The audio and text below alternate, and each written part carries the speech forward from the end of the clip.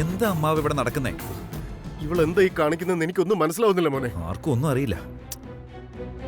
ഇവിടെ നിന്ന് സംസാരിച്ചോണ്ടിരുന്നാ പറ്റില്ല, വേഗം പോവാം. വാ.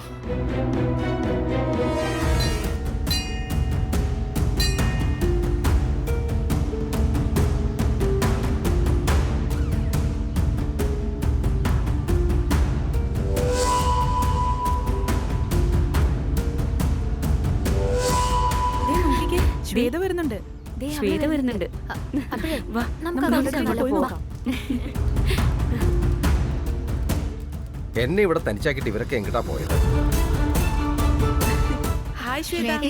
എന്തായി കാര്യങ്ങളോ? ഇതുവരെ ഞാൻ വിചാരിച്ച പോലെ തന്നെ കാര്യങ്ങൾ നടക്കുന്നു. ശരി, നമുക്ക് അങ്ങോട്ട് പോവാം. തിരുമേനി തുടങ്ങിയാലോ? ആരംഭിക്കാലോ. ഈ മാല വരന്റെയും വധുവിന്റെയും കഴുത്തിലേക്ക് ഇട്ട് ഇങ്ങോട്ട് ഇരിക്കാൻ പറയാ. ഇപ്പൊ ഇവിടെ പെണ്ണ് മാത്രമേ റെഡി ആയിട്ടുള്ളൂ.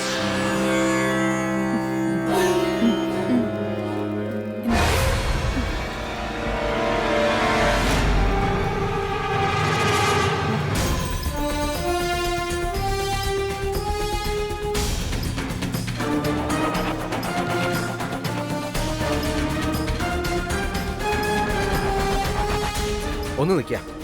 ശാസ്ത്രപ്രകാരം ആദ്യം വരനാണ് ഇരിക്കേണ്ടത്. ആ ആചാരൊന്നും ഈ കല്യാണത്തിൽ നടക്കില്ല തിരുമേനി. കാരണം കല്യാണ ചെറുക്കം വരുന്നതേ ഉള്ളൂ.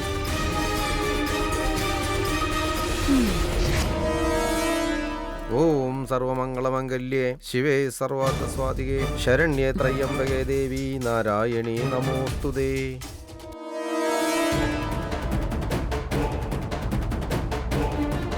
മഹാഗണപതയേ നമഃ. വക്രതുണ്ഡ മഹാകായേ സൂര്യകോടി സമപ്രഭ അവിഘ്നം ഗുരുവേ ദേവ. സർവക മുഹൂർത്തം കഴിയാറായി. വരനെ ഇനിയും കണ്ടില്ല. അദ്ദേഹം ഇപ്പോ വരുമെന്ന് എനിക്ക് തോന്നുന്നില്ല.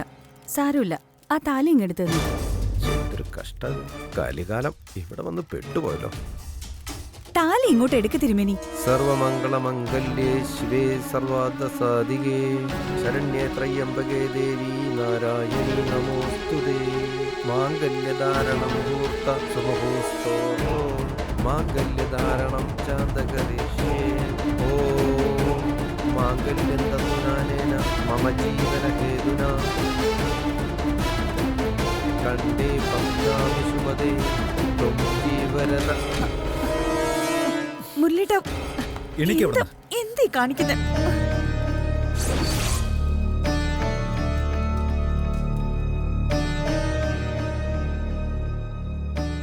എന്താ ശ്വേതയെ കാണിക്കുന്നേ? ഞാൻ നിന്നെ കല്യാണം കഴിക്കില്ല എന്ന് പറഞ്ഞില്ലല്ലോ. നമ്മുടെ കല്യാണത്തിനൊരു തടസ്സവും ഇല്ല. പിന്നെന്താ? നിന്റെ മനസ്സ് മനസ്സിലാക്കി കല്യാണം ഉടനെ നടത്താന്ന് പറഞ്ഞപ്പോ നീയല്ലേ കല്യാണം നീട്ടിവെക്കാൻ പറഞ്ഞത്? ഇങ്ങനൊരു അവസ്ഥയിലും നീ ഈ കാണിക്കുന്നത് ശരിയാണോ ശ്വേത? ഇത് ശരിയല്ലെന്നൊക്കെ എനിക്ക് നന്നായിട്ട് അറിയാൻ മുരളിയേട്ടാ. പക്ഷേ നമ്മുടെ കല്യാണം നടത്താൻ നിശ്ചയിക്കുന്ന സമയത്തൊക്കെ അത് നിസ്സാര കാര്യങ്ങൾ കൊണ്ട് മുടങ്ങി പോവാറില്ലേ? അതിന് മുരളിയേട്ടന് വിഷമമൊന്നുമില്ലല്ലോ. അതില് തെറ്റൊന്നുമില്ലെങ്കിൽ ഇതും തെറ്റല്ല മുരളിയേട്ടാ. അതെല്ലാം ആലോചിക്കുമ്പോ തന്നെ എനിക്ക് ആരും ഇതൊക്കെ മനഃപൂർവ്വം ചെയ്യുന്ന പോലെ തോന്നുന്നത്. അതുകൊണ്ട് നമ്മുടെ കല്യാണം ഈ ജന്മം നടക്കുമെന്നുള്ള വിശ്വാസം എനിക്കിപ്പില്ല മുരളിയേട്ടാ. ദേ നോക്ക് ശ്വേതേ, നീ ഇത്രയും നാള് നടന്ന തടസ്സങ്ങളെപ്പറ്റി മാത്രമാ പറയുന്നേ. പക്ഷെ ആ സമയത്തൊക്കെ ഞാൻ നിന്റെ കൂടെ നിന്നില്ലേ? നീ അത് മറന്നുപോയോ? മറന്നിട്ടല്ല മുരളിയേട്ടാ. പക്ഷേ അച്ഛൻ തൂങ്ങാൻ ശ്രമിച്ചും പിന്നെ വിഷം കുടിച്ചും കല്യാണം മുടക്കാൻ നോക്കി. വീണ്ടും കല്യാണം നടത്താൻ നിശ്ചയിച്ചപ്പോ അമ്മായിക്ക് വയ്യാണ്ടാവും ചെയ്തു. ഇപ്പോ പൗർണമിയുടെ കല്യാണം കഴിഞ്ഞിട്ട് മാത്രമേ നമ്മുടെ കല്യാണം നടത്തൂന്ന് മുരളിയേട്ടൻ സത്യവും ചെയ്തു. നിങ്ങളൊന്നും ഇതൊക്കെ വേണോന്ന് വെച്ച് ചെയ്യുന്നതല്ല. പക്ഷെ മുരളിയേട്ടനും എല്ലാ കാര്യങ്ങളും നിസ്സാരമായി കണ്ടതുകൊണ്ടാ കല്യാണം ഇത്രയും നീണ്ടുപോയത്. ഇതൊക്കെ ആലോചിച്ചപ്പോ എനിക്ക് തോന്നിയ ഒരേ ഒരു തീരുമാനം, ഇങ്ങനെ എനിക്ക് ഞാൻ തന്നെ താലി കെട്ടുന്ന കല്യാണം. മുരളിയേട്ടനെ മനസ്സിൽ ധ്യാനിച്ച് ഞാൻ എന്റെ കഴുത്തിൽ താലി കെട്ടി ഈ ജന്മം മുഴുവൻ മുരളിയേട്ടന് വേണ്ടി ജീവിക്കാൻ ഞാൻ തീരുമാനിച്ചു കഴിഞ്ഞു. നീ ഈ കാണിച്ചു കൂട്ടുന്നത് മുഴുവൻ ഭ്രാന്താ. എനിക്കറിയാം മുരളിയേട്ടാ, ഞാൻ ഈ കാട്ടിക്കൂട്ടുന്നതൊക്കെ ഭ്രാന്താണെന്ന് എനിക്കറിയാം. പക്ഷെ ഞാൻ എന്ത് ചെയ്യാനാ? എനിക്ക് എപ്പോഴും എന്റെ അടുത്ത് മുരളീട്ടൻ വേണം.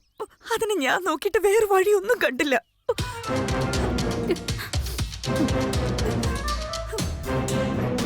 നിനക്കെന്താ വേണ്ടേ? ഇപ്പൊ നമ്മുടെ രണ്ടുപേരുടെയും കല്യാണം നടക്കണം, അത്രയല്ലേ ഉള്ളൂ. സത്യം പറഞ്ഞ ചിറ്റയുടെ ആഗ്രഹം അത് തന്നെയാ. എന്നാ ശരി ശ്വേതേ, ഇപ്പൊ ദാ ഇവിടെ വെച്ച് തന്നെ നിന്റെ കഴുത്തിൽ താലി കെട്ടാൻ ഞാൻ തയ്യാറാണ്.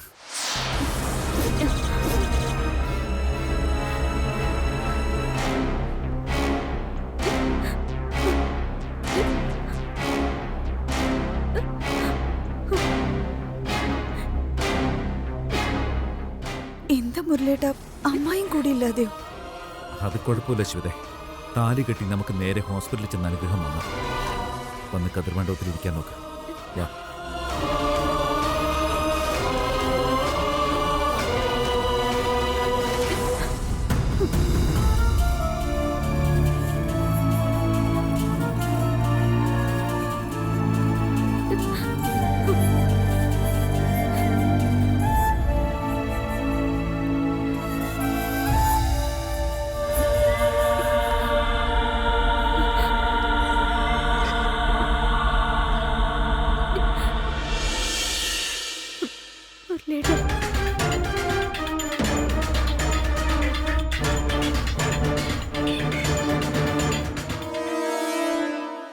ഞാനൊന്ന് പറഞ്ഞോട്ടെ മണിക്കുട്ടി, ഇവിടെ നടന്നതെല്ലാം നീ കണ്ടോണ്ടിരിക്കുകയായിരുന്നല്ലോ. ഈ അവസ്ഥ എങ്ങനെ തരണം ചെയ്യണമെന്ന് എനിക്കറിയില്ല. അമ്മായിയോട് എന്ത് പറയണമെന്നും അറിയില്ല. ഞാനിനി എന്താ ചെയ്യാം? അതുകൊണ്ട് ഇതെല്ലാം നേരിക്കണ്ട നീ തന്നെ അമ്മായിയോടും മുത്തശ്ശിയോടും പറഞ്ഞ് അവരെ ആശ്വസിപ്പിക്കാൻ നോക്കണം. നിന്റെ കല്യാണം ഉടനെ നടക്കുന്നുള്ള ആശയം സ്വപ്നമൊക്കെ ആയിട്ടിരിക്കുകയാണ് അവർ രണ്ടുപേരും. ഞാൻ അവർക്ക് ചെയ്തു കൊടുത്ത സത്യം പാലിക്കാൻ പറ്റാതെ വന്നതൊരു വിഷമമുണ്ട്. നീ എന്നോട് ക്ഷമിക്കണം മണിക്കുട്ടി. എന്താ മുരളേട്ട ഇങ്ങനെ? എന്തിനെങ്ങനെ വലിയ വലിയ കാര്യങ്ങളൊക്കെ പറയുന്നേ? മുരളേട്ടൻ ഇങ്ങനെ കരയാതെ. ഇങ്ങനെയാണെങ്കിൽ ഞാനും കരഞ്ഞു പോവും. കരയാതെ.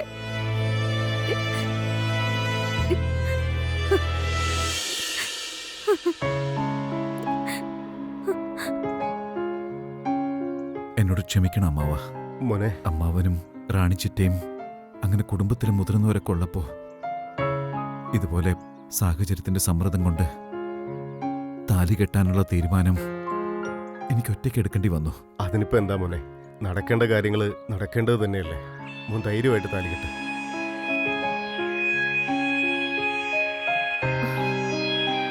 ശരിയാണ് മുരളി മോനെ. നിന്നെ ഒരു കല്യാണച്ചക്കനായിട്ട് കണ്ട ചേച്ചിക്കത് എത്ര സന്തോഷാവും. ഒരുപക്ഷെ അത് കാണുമ്പോ അസുഖം ഭേദമായി വീട്ടിലേക്ക് വരാനും സാധ്യതയുണ്ട്. അതെ ഏട്ടാ, ഏട്ടൻ താലി കെട്ടുന്നത് ഞാൻ ഫോട്ടോയും വീഡിയോ എടുത്ത് അമ്മയ്ക്ക് കാണിച്ചു കൊടുത്തോളാം.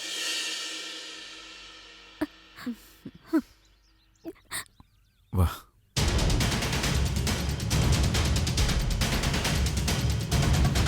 വേറെ ഹാരമുണ്ടോ? ദാ, അവിടെ ഉണ്ട്, എടുത്തോളൂ. അതെടുത്ത് കൊടുത്തോളാം. ധനം വശം ബഹുപുത്രലാഭം സദസ്യം അസ്ത്രം ദാ തിരുമേനി. ദീർഘമായി. വശ്വത ഇരിക്കെ. എന്തേ നീ ഇങ്ങനെ ചിരിക്കുന്നേ? പെണ്ണും ചെറുക്കനും രണ്ടുപേരും റെഡി. കല്യാണത്തിന്റെ ഒരുക്കങ്ങളും റെഡി. കുടുംബത്തിലെ മുതിർന്നവരുടെ സമ്മതമുണ്ട്.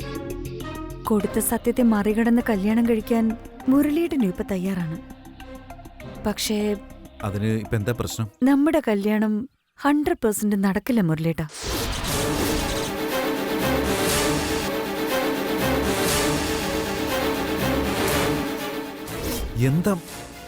എന്താ ശ്വേത, നീ എന്ത് ഭ്രാന്തൊക്കെ പറഞ്ഞു കൂട്ടുന്നേ? ഇല്ല മുരളിയേട്ടാ, ഞാൻ സത്യം തന്നെ പറഞ്ഞ് നടക്കില്ല എന്ന് പറഞ്ഞ നടക്കില്ല. അതെന്താ ഇപ്പൊ നടക്കാത്തത്? ആരാ തടയുന്നെന്ന് ഞാനൊന്ന് നോക്കട്ടെ. ഞാനും അത് തന്നെയാ നോക്കുന്നേ. എങ്ങനെ ഈ കല്യാണം മുടങ്ങുമെന്നും ആരിത് മുടക്കുമെന്നും. വെറുതെ ഭ്രാന്ത് പറയാതെ വാ, വന്നിരിക്കും. ഇരുന്നോളൂ. ഓം നമോ വ്രാതപതയേ നമോ ഗണപതേ നമോ പ്രമദപതേ നമസ്തേ ലംബോദരായ ഏകദന്തായ വിനാശനേ ശിവസുതായ ശ്രീവർദ്ധയേ സ്വാഹാ. സർവന്തമഹാകായ സുരേശ്വരപ്രദാ വിഘ്നം ഗുരുമേ स्वाहा सर्वदा सर्वदा स्वाहा भगवते नमो नमः स्वाहा इदं पदं भजामि ഇത് കണ്ടിട്ട് മനസ്സ് വേദനിക്കുന്നില്ല ചിത്രേച്ചി. എന്തെങ്കിലും ഒന്ന് ചെയ്യുക. ഈ കല്യാണം നടക്കാൻ പാടില്ല. ഇത് തെറ്റാണ്. എങ്ങനെയെങ്കിലും ഈ കല്യാണം ഒന്ന് തടയ ചിത്രേച്ചി.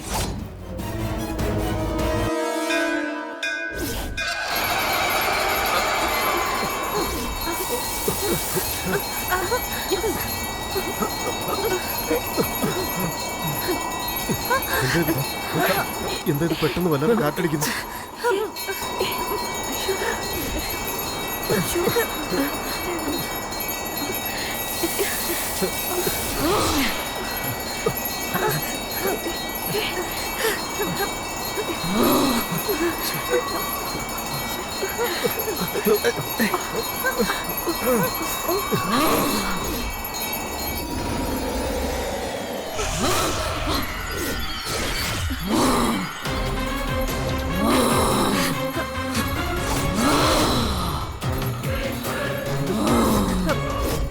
നീ കല്യാണം മുടക്കുമെന്ന് എനിക്ക് അറിയായിരുന്നു ചിത്രേ.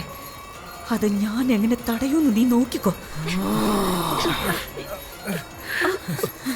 നടക്കില്ല. ഈ കല്യാണം എന്തായാലും നടക്കില്ല.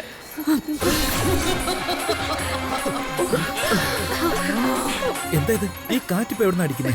നമ്മുടെ കല്യാണം മുടക്കാനേ ഈ കാറ്റടിക്കുന്നത് മുരളിയേട്ടാ. ശ്വേതേ, ഇതിപ്പോ കാക്ക വെറുതെ കരഞ്ഞാൽ പോലും നമ്മുടെ കല്യാണം മുടക്കാനാന്ന് നീ പറയും. ഞാൻ അങ്ങനെ തന്നെ പറയും മുരളിയേട്ടാ. നീ ഇങ്ങനെ വെറുതെ ഓരോന്ന് പറയല്ലേ. ഞാൻ മനഃപൂർവ്വം പറയുന്നതല്ല. ഇവിടെ നടന്ന കാര്യങ്ങളും സാഹചര്യങ്ങളാണ് എന്നെ കൊണ്ട് ഇങ്ങനെ പറയിപ്പിക്കുന്നത് മുരളിയേട്ടാ. സമയം പോയിക്കൊണ്ടിരിക്കുക. താലി എടുത്ത് ഒന്ന് വേഗം ആവട്ടെ തിരുമേനി. എല്ലാരോടും അനുഗ്രഹം വാങ്ങിച്ചോളൂ. ഓം സർവമംഗള മഹാംഗല്യം.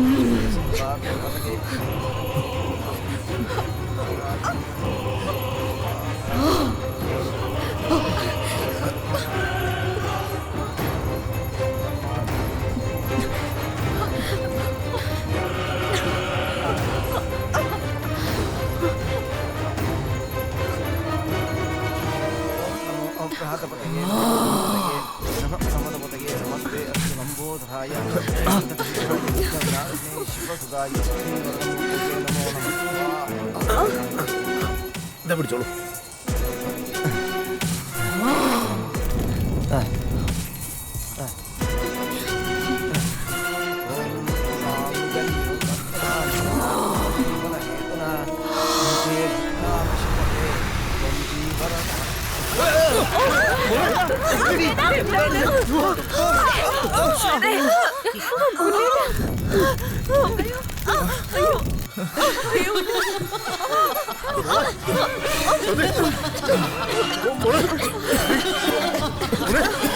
അയ്യോ ഏട്ടാ.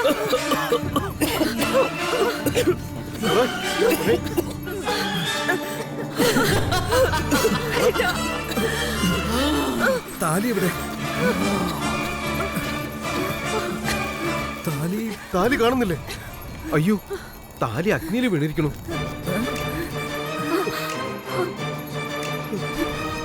ഈശ്വരാ,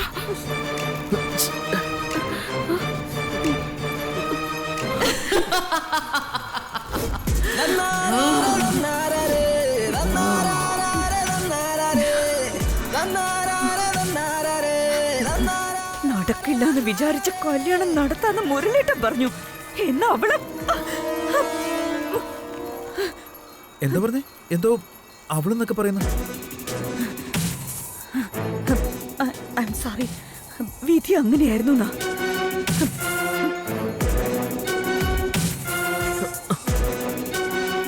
എനിക്കൊന്നും മനസ്സിലാവുന്നില്ല ശ്വേത. ആകെ കുഴഞ്ഞു മറിഞ്ഞിരിക്കുക. എന്നാ എനിക്കിത് നേരത്തെ അറിയായിരുന്നു മുരളിയേട്ടാ.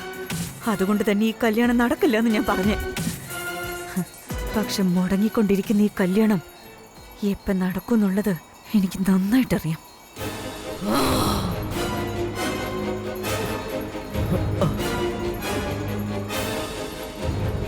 ഇന്ന് തുടങ്ങി 30ാമത്തെ ദിവസം നല്ലൊരു മുഹൂർത്തം വരുന്നുണ്ട്. അന്ന് നമ്മുടെ കല്യാണം നടത്താം. എന്റെ ജാതകപ്രകാരം അപ്പോഴേ എന്റെ കല്യാണം നടക്കുമെന്ന് ജോത്സര് നേരത്തെ ശരി, ഇതാണ് നിന്റെ തീരുമാനമെങ്കിലും അങ്ങനെ അങ്ങനെ തന്നെ നടക്കട്ടെ. നടക്കൊന്നല്ല മുരളിയേട്ടാ, നടത്തി കാണിക്കും ഞാൻ. എന്നാ അതിനു മുമ്പ് മുരളിയേട്ടൻ എനിക്കൊരു സഹായം ചെയ്യണം. കതിർ മണ്ഡപത്തിൽ ഇരുന്ന് താലി കെട്ടാന്ന് മനസ്സിലുറപ്പിച്ച മുരളിയേട്ടൻ മുടങ്ങിപ്പോയി കല്യാണത്തെ വിവാഹ നിശ്ചയമായിട്ട് മാറ്റിയ ഞാൻ അതിൽ ഒരുപാട് സന്തോഷിക്കും മുരളിയേട്ടാ.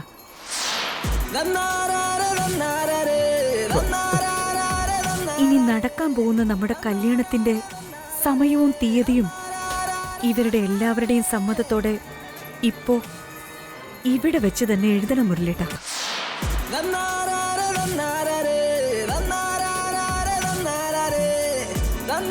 എന്തു പറ്റി മുരളിയേട്ടാ? താലി കെട്ടാന്ന് പറഞ്ഞല്ലേ വന്നത്? നിശ്ചയെന്ന് പറഞ്ഞപ്പോ തന്നെ എന്താ ആലോചിക്കുന്നത്? ഞാൻ അതൊന്നുമല്ല ആലോചിച്ചത്. പുതിയൊരു താലി വാങ്ങിക്കെട്ടാൻ അധികം സമയമൊന്നും വേണ്ടല്ലോ. അതിനെന്തിനാ ഈ 30 ദിവസം കാത്തു നിൽക്കുന്നേ? പുതിയൊരു താലി വാങ്ങിക്കെട്ടാൻ അധികം സമയമൊന്നും വേണ്ടല്ലോ. അതിനെന്തിനാ ഈ 30 ദിവസം കാത്തു നിൽക്കുന്നേ? ഇന്ന് തന്നെ കല്യാണം നടത്താലോ. വേണ്ട മുരളിയേട്ടാ, മുരളിയേട്ടൻ വിചാരിച്ച പോലെ കല്യാണം നടക്കാൻ ഇത്രയും നാളുകൾ കാത്തിരുന്ന് എനിക്ക് 30 ദിവസം എന്ന് പറയുന്നത് അത്ര വലിയ കാര്യമല്ല. എന്നാ ശരി, നീ പറയുന്ന പോലെ തന്നെ ചെയ്യാം. അമ്മാവ, തിരുമേനിയോടും കാര്യങ്ങൾ പറഞ്ഞേരെ. ശരി മോനെ. തിരുമേനി അത് എഴുതി തരാം.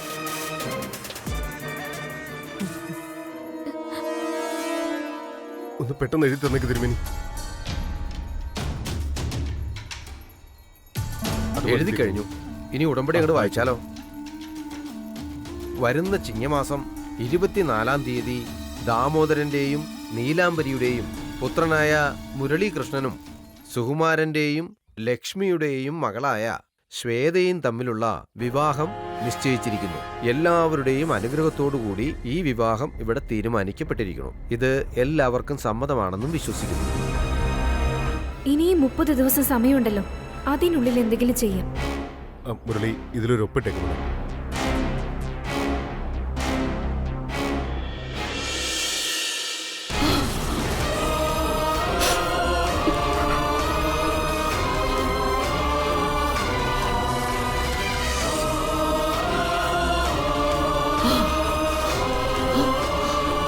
അച്ഛ, ഇത് എന്റെ കയ്യിലിരിക്കട്ടെ. ശരി മോളെ.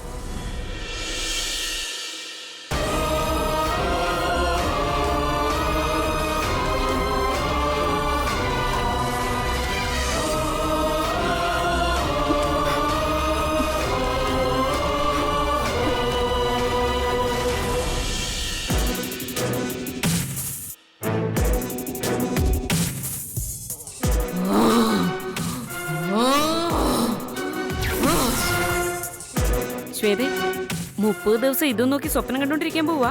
എനിക്ക് സ്വപ്നം കാണാനല്ല, ആ ചിത്രയുടെ സ്വപ്നത്തെ തകർക്കാൻ വേണ്ടിയാ.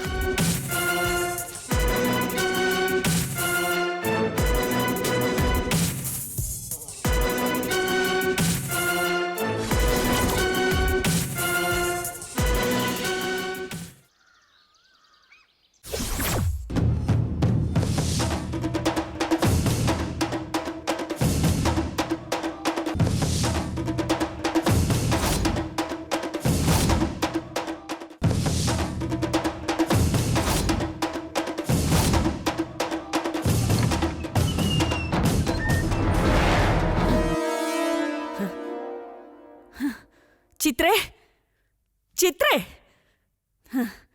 നീ ഇവിടെ ഇരുന്നു കൊണ്ട് എല്ലാം കേൾക്കുന്നുണ്ടെന്ന് എനിക്ക് നന്നായിട്ട് അറിയാടി.